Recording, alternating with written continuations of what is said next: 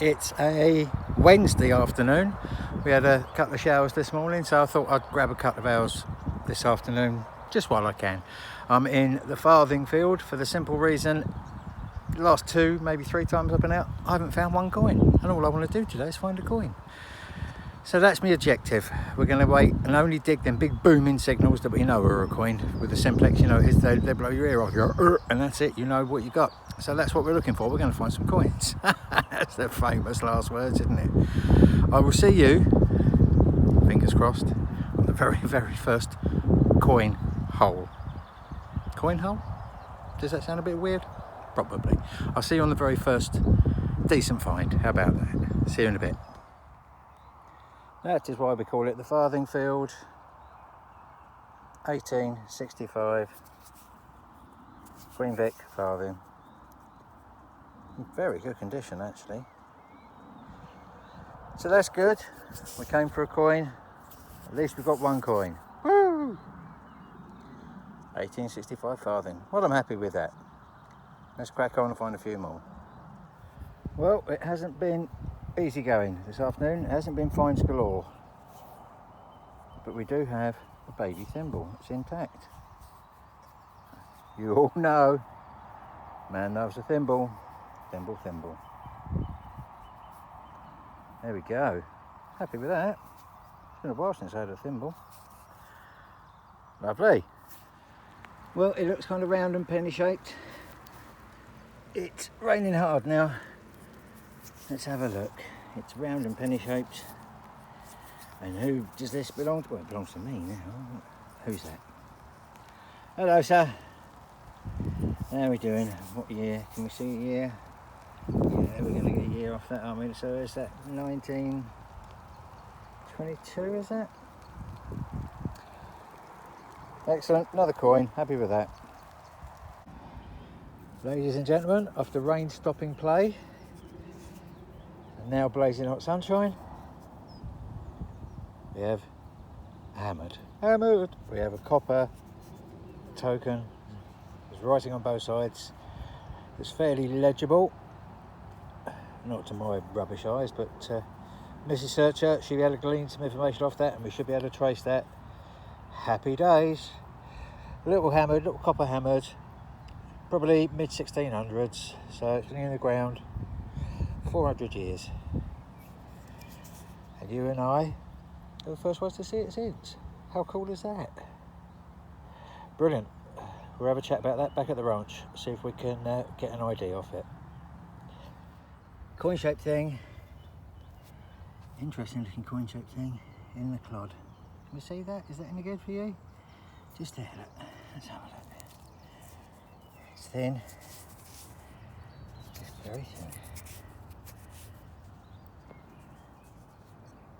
Oh, hang on. Let's give that a quick clean. That could be interesting. Could be a token, but it's so thin. Give it a quick clean. That was slightly disappointing, wasn't it? Could have been something. I don't think it's anything. We'll give it a clean back at the ranch, but I'm not holding out much hope. And still we go on. 1934, George V halfpenny. Nice patina. Another coin. Happy with that. May have a bit of silver. Looks like a 6-ounce, doesn't it?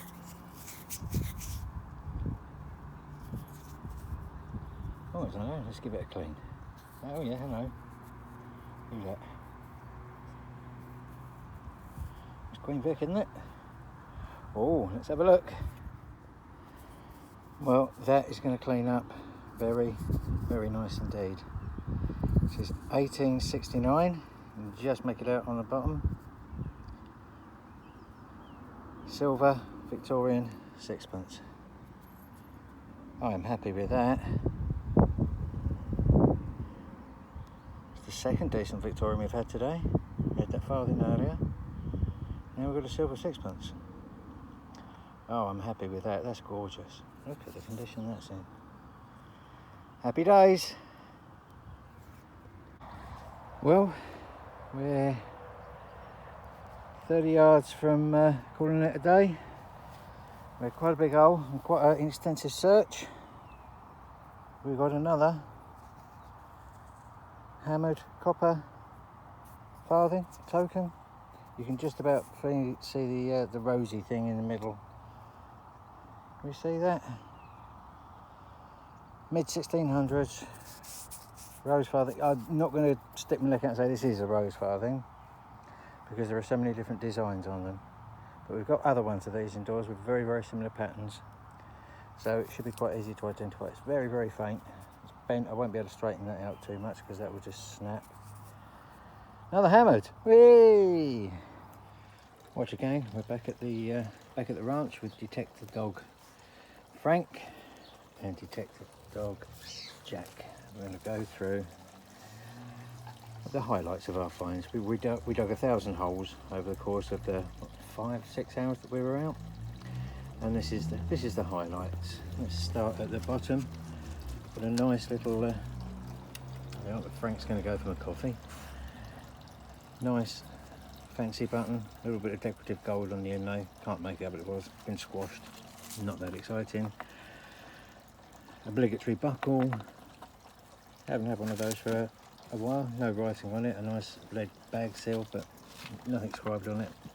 And a bit of fancy, could have been the end of a key. I don't really know, we get a few bits and pieces like that over on this field, but I was as yet unidentified. A couple of the nicer buttons, both with the shanks on, both pewter. Get quite a few of those as well these days, to be quite honest. Now this is the thing that we dug out of the clod. It's just a blank disc, doesn't test for silver. No idea, probably a token at some point or another. Now speaking of tokens, this didn't survive the cleaning process that well, so it's all sealed. You can just about make out, I don't know if the camera's good enough to show you can just about make out on there that it is in fact one of these. This is one from my collection. Here's one that I found earlier. It's your old Nuremberg's little Jetton. And this, rather interestingly, I've had it underneath the microscope and you can just make out that it is a Rose of Edward farthing. So it is a rose farthing, a Rose of Edward copper farthing from Dartford in Kent, mid 1600s. Happy days. That's really nice. If I can find a decent photograph of it, I will put it up. Little mini thimble. I thought it was going to be a child's thimble, isn't it? But then I brought it home, cleaned it up, and it does actually fit on Mrs. Searcher's little finger. So not a child's one. There you go. So that's in very, very good condition. I do love a thimble. We've got a visiting crow. We've got a penny and a halfpenny. We've got this beautiful, beautiful silver sixpence of Queen Victoria. Yes, I know. Thank you, crow. And that's dated from 1869. 1869 was the year that the Cutty Sark was launched. How about that? That gives you some perspective, doesn't it? Also, going to prison for debt was also made illegal. You didn't have a debtor's prison anymore after 1869. But that's beautiful, isn't it? Pure silver, or 925 silver, sixpence of Queen Vic. And this is the very first coin that we found of the day, the Victorian farthing from 1865. And that cleaned up quite well as well. I mean, look at that, that's really not bad condition at all. Let's get that in the light so we can see. There she is. Hello, Mom. And I think we'll have a quick chat about that.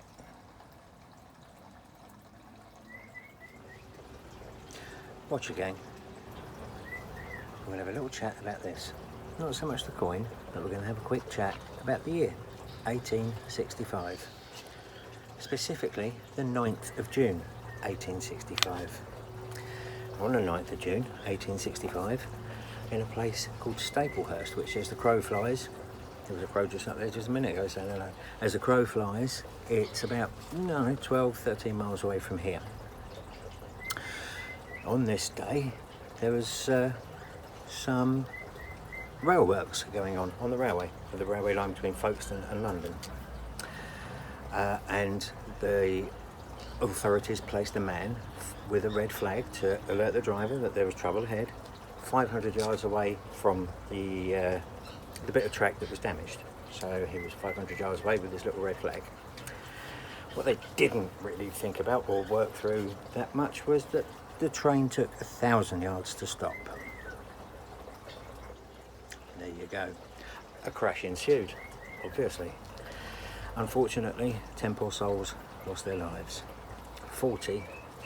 Around 40, were injured. On that train, and helping with the victims and all the nastiness that was going on, was Charles Dickens, a very famous author, Charles Dickens. It is said that he actually held somebody, one of the victims, until they passed. They died in his arms. Charles Dickens' family claimed that he never really got over it. It was such a traumatic event. He was scared of trains, never travelled on the trains, or did with trepidation ever after that. He never got over the trauma of the whole thing, and died 5 years to the day after the accident. There you go, 1865. Not good for some. Cheers for watching. A big thanks to Marcus for doing the giveaway. A big thank you to Nathaniel, Outdoor Adventures, for adding to the giveaway. Cheers for your help. Cheers for your support. Thanks for watching. See you all again on the next one. Mind how you go.